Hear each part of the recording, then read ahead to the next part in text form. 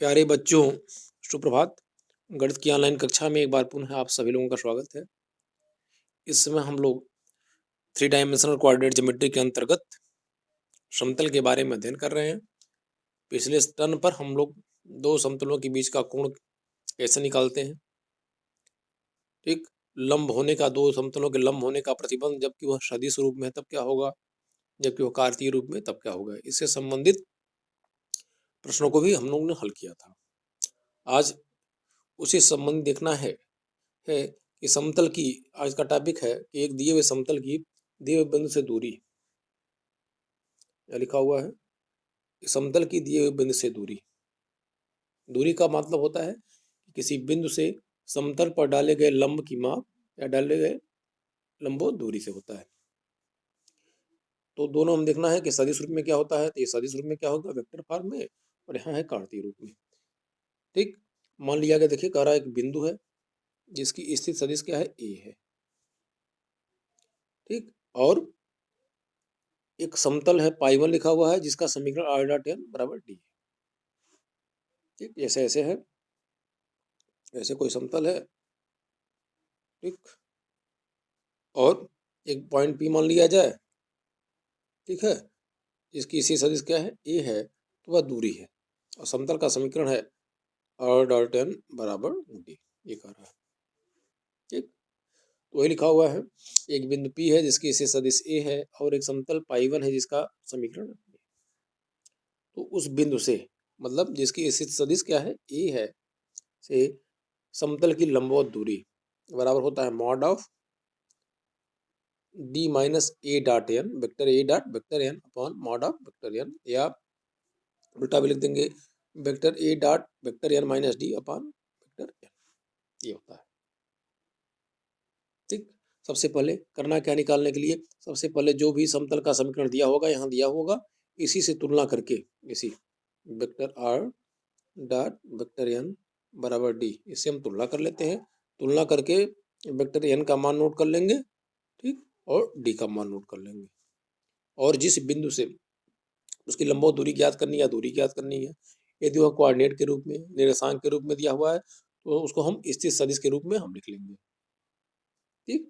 मतलब इस vector A ज्ञात कर लेंगे और उसके बाद तब हम लंबवत दूरी जो है यहाँ ज्ञात करेंगे, ठीक। अभी इससे संबंधित प्रश्नों को भी हम लोग आगे हल करेंगे।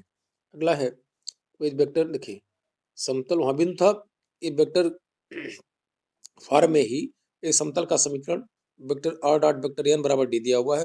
तो मूल बिंदु से दूरी, मूल बिंदु का मतलब क्या है कि वेक्टर ए का मान क्या हो जाएगा, 0 हो जाएगा। तो मूल बिंदु से दूरी का फार्मूला होता है यहाँ पे mod of vector D upon vector n, ये हो गया सदिश रूप में। अब कार्तीय रूप में देखा जाए, कार्टेशियन फॉर्म में क्या है, माना गया कि कोई बिंदु P x1 y1 z1,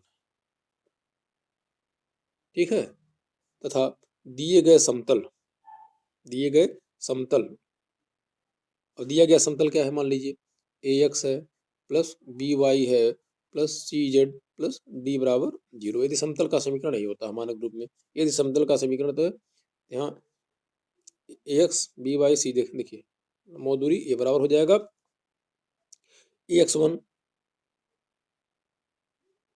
ax ठीक, ax1 plus by1 plus cz1 minus d upon under root a square plus b square plus c square, दिए गए समतल। अब दिया गया समतल यही है, लिखने की जरूरत है, ax plus by plus cz plus d बराबर 0। यदि दिया हुआ समतल ये है, ठीक, तो इस बिंदु P x1 y1 z1 से इसकी दूरी के फार्मूला हो जाएगा। करना कुछ नहीं है, देखिए सबसे पहले जो भी समीकरण आपका दिया रहेगा, जो समतल का समीकरण दिया रहेगा, उसको इस रूप में हम लिख लेंगे, डी दाएं साइड में पक्षांतर करके राइट साइड में, बाएं साइड में लिख लेंगे, ठीक। अब यहाँ क्या ए एक्स वन, तो एक्स की जगह क्या रख देना, x1 रख देना है, y की जगह पे y1 रख देना है, z की जगह पे z1 रख देना है, ठीक। तुलना करके ए बी और सी का मान ज्ञात कर लेंगे और इसी में रख देंगे तो आ जाएगा मूल बिंदु से दिए गए समतल की दूरी। यदि A X plus B Y plus C Z बराबर डी 0 है, तो दूरी या लंब की लंबाई बराबर क्या हो जाएगा, D upon under root A square plus B square plus C square. यही है। तो आज का टॉपिक फिलहाल यही। तो समतल की दिए हुए बिंदु से दूरी सदिश रूप में क्या होगा और कार्तीय रूप में क्या होगा। एग्जाम्पल देखा जाए। एक एग्जाम्पल दिया हुआ है, कारा बिंदु 2, 2, -1 है। इस समतल की दूरी ज्ञात करिए। तो सबसे पहले दिए हुए बिंदु को यदि काटने चूंकि यह निर्देशांक के रूप में लिखा हुआ है तो सबसे पहले, और यह क्या है, ये सदिश रूप में है। ठीक है, समतल का समीकरण सदिश रूप में है। जो बिंदु दिया हुआ वो निर्देशांक के रूप में दिया हुआ है। तो सबसे पहले निर्देशांक को हम स्थित सदिश के रूप में हम लिख लेंगे। तो वेक्टर ए बराबर हो जाएगा 2i + 2j - k। ये हो गया 2i + 2j - k हो गया। ठीक है, तो हम वेक्टर ए लिख लिए। अब तुलना करके ये जो समतल का समीकरण का है इसकी हम तुलना कर देते हैं। तुलना किससे करेंगे, R vector R dot vector N बराबर हम डी से तुलना कर दिए। ठीक, तुलना कर देंगे तो एन का मान देखिए ये आ जाएगा और डी का मान हो गया ये। ठीक, दूरी ज्ञात करना है तो दूरी का फार्मूला भी बताया गया है, vector A dot vector N - D on vector N. Vector A हो गया dot vector N - D upon under A, एक square plus B square plus A mod of N. ठीक, अब मॉड ऑफ एन का मतलब क्या हुआ, आई के गुणांक का वर्ग प्लस जे के गुणांक का वर्ग प्लस के गुणांक का वर्ग। तो ए डॉट एन अपॉन, देखिए A dot N - D upon mod of N. हल कर लेंगे, यहाँ माइनस आ जाएगा जो कि मॉड है, दूरी धनात्मक लेते हैं, मॉड का मतलब केवल धनात्मक वैल्यू लेना है, तो हो जाएगा -12 अपॉन 43। ठीक, दूसरा ये बिंदु देखिए कार्टेशियन के रूप में, ये बिंदु का निर्देशांक x1 y1 z1 और समतल का समीकरण दिया हुआ है। कह रहा इस बिंदु से समतल की दूरी ज्ञात करें और लंबवत दूरी ज्ञात करना है। तो दिए गए बिंदु के निर्देशांक हम x1 y1 z1 से तुलना कर लेंगे, x1 y1 z1 लिख लेंगे। ठीक, समतल का समीकरण दिया हुआ है, देखिए समतल का समीकरण दिया हुआ है, तो समतल का समीकरण दिया हुआ है यहाँ पे। अब दिए हुए समतल समीकरण की तुलना हम यहाँ से कर लेंगे, जो समीकरण दिया हुआ है उसकी तुलना समीकरण के मानक, जो समतल का मानक समीकरण होता है कार्टेशियन रूप में, कार्तीय तल में, उससे हम कर लेंगे। तुलना कर लेंगे, ए का मान, बी का मान, सी का मान और डी का मान हम कर लेंगे। ठीक, और हम जानते हैं कि दूरी का फार्मूला ये होता है ए mod of x1 + by1 + cz1 + d बटा कौणी में a square + b square + c square. हो गया, ये मॉड हो गया ए।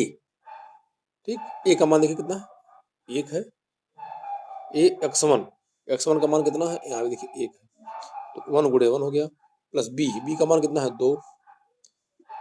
ठीक, और x2 का मान कितना है 3, 2 × 3, इस तरह हल करेंगे तो हमारा आ जाएगा 8/3 लिखाइए। ठीक, अब अगला फार्मूला क्या है कि दो समांतर समतलों के बीच की दूरी, माना कि देखिए ये दो दिए हुए समतल समांतर, समांतर इस सेंस में देखिए जो उनका दिक कोसाइन दिक कोज्या है, अरे दिक कोसाइन दिक अनुपात a1, देखिए यहाँ a1x + b1y + c1z + d1, मतलब इसके जो लंबवत सदिश है विलंब, ये दिक कोज्या क्या है, दिक अनुपात क्या है a1 b1 c1, और यहाँ भी देखिए क्या है a1 b1 c1। इसका मतलब दोनों समतल क्या हो जाएंगे, आपस में लंबवत हो जाएंगे। ठीक, ये दो समांतर समतल हैं तो उनके बीच की दूरी का जो फार्मूला होता है ये होता है, ठीक, मॉड ऑफ d1 - d2 या d2 - d1 में लिख सकते हैं, अपॉन √a1² + b1² + c1²। जैसे यहाँ एग्जाम्पल के रूप में देखा जाए, क्या कह रहा है दो समतलों की बीच की दूरी ज्ञात करिए। ठीक, तो सबसे पहले करते क्या है, उस समतल जो समतल दिया हुआ है उसको हम मानक रूप में लिख लेते हैं, ax + by + cz + d बराबर 0। यदि d दाएं पक्ष में दिया हुआ है तो उसको हम पक्षांतर करके बाएं कर लेते हैं। तो पहला तो देखिए ये पहला है और ये दूसरा है। ठीक, तो पहले का समीकरण यहाँ लिखा हुआ है और दूसरा लिखा हुआ 4x + 6y + 8z = 12। अब यहाँ देखिए यहाँ दिक् अनुपात क्या है 2 3 4, यहाँ क्या है 4 6 8। ठीक, बराबर तो 2 से दोनों पक्षों में भाग दे दीजिए तो हमारा ए आ गया। देखिए ये आ गया। यहाँ भी देखिए 2 3 4, इसका मतलब दोनों जो समतल हैं वो समांतर हो गए। ठीक, जब पक्षांतर कर लेते हैं, पक्षांतर करने के बाद इसकी तुलना इससे कर लेते हैं, इससे। ठीक, तो जब हम तुलना कर लेंगे तो ए बी सी, वही एक्स वाई जेड का जो गुणांक होगा ए बी सी हो गया। D1 पहले समीकरण से D1 निकाल लेंगे पक्षांतर करके और दूसरे से D2 निकाल लेते हैं। समतलों के बीच की जो अभिष्ट दूरी हो जाएगी, फार्मूला हो जाएगा mod of D2 minus D1 upon under root A square plus B square plus C square. और चिन्ह का ध्यान दे दीजिए, यहाँ रख लेंगे, क्योंकि मॉड आया हुआ है तो माइनस आएगा तब भी पॉजिटिव हो जाएगा ये। ठीक, तो हो जाएगा इतना।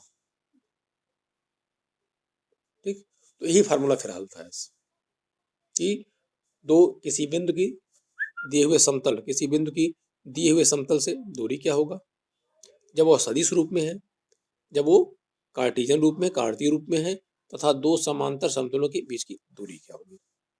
ठीक, एक प्रश्न है ये 11.3 NCERT 11.3 का 11वां प्रश्न। ये काफी इंपॉर्टेंट अक्सर आया हुआ है, इसीलिए बताया जा रहा है। जो पीछे बताया गया प्रश्न उसी से संबंधित कि दो समतलों के इंटरसेक्शन, प्रतिच्छेदन से होकर के जाने वाले, देखिए लिखा हुआ है इतना, दो समतलों के प्रतिच्छेदन रेखा से जाने वाले तथा इस समतल पर लंबवत समतल का समीकरण ज्ञात करना है। ठीक, इससे संबंधित टॉपिक पिछले हम लोग लेसन में अध्ययन कर चुके हैं। तो सबसे पहले हम जानते हैं कि दिए हुए, देखिए दिए हुए समतलों के प्रतिच्छेदन से होकर के जाने वाले समतल का समीकरण ये होता है। करते क्या है, ये सबसे पहले दिए हुए समतल को हम ax plus B Y plus C Z minus D बराबर 0 के रूप में हम लिख लेते हैं, मतलब मानक रूप में लिख लेते हैं दोनों को। अब इन दोनों की प्रतिच्छेदन रेखा, दोनों के प्रतिच्छेदन रेखा से होकर के जाने वाले समतल का समीकरण यदि याद हो तो होता है ax plus B Y a1x b1y c1 z minus d1 यदि है d1 plus lambda a2x plus b2y प्लस c2z माइनस d2 बराबर 0, ये होता है। दो समतलों के प्रतिच्छेदन रेखा से होकर के जाने वाले समतल का समीकरण वही किया गया है। यहाँ पे पहले पक्षांतर करके दोनों समतलों का समीकरण लिख लेंगे, उसके बाद दोनों के प्रतिच्छेदन से होकर के जाने वाले समतल का समीकरण होगा। अब क्या करते हैं, यहाँ से x का गुणांक एक साथ कर लेते हैं, y का गुणांक एक साथ, z का गुणांक एक साथ, बाकी जो अचर बचे, ये समीकरण नंबर 1 हो गया। ठीक, अब समतल पर अभिलंब, जो भी अभिलंब है उसका दिक् अनुपात क्या हो जाएगा, एक x का गुणांक, y का गुणांक और z का गुणांक। हमने उसको मान लिया a1 b1 और c1, तो a1 b1 c1 क्या हुआ, a1 b1 c1। ठीक, और जो देखिए, और जिस समतल के लंबवत कह रहा है, ये तो हो गया जाने वाले समतल, दोनों समतलों के प्रतिच्छेदन से जाने वाले समतल का समीकरण, ये समतल हो गया और जिसके दिक् अनुपात ए हो गए। लेकिन यह समतल क्या है, जो दिया हुआ समतल है यहाँ पे, जिसके दिक् अनुपात यदि हम a2 b2 c2 मान लें तो a2 कितना हो जाएगा, x का गुणांक, b2 y का गुणांक और c2 z का गुणांक, तो हो जाएगा 1 - 1 1। अब देखिए, चूंकि जो यह समतल है, समतल एक दिए हुए समतल के क्या है, लंबवत है, इसलिए इसका मतलब क्या हो जाएगा, a1 a2 plus b1 b2 plus c1 c2 क्या हो जाएगा, 0 के बराबर हो जाएगा। ये बताया भी गया है कि दो समतल लंबवत कब होंगे।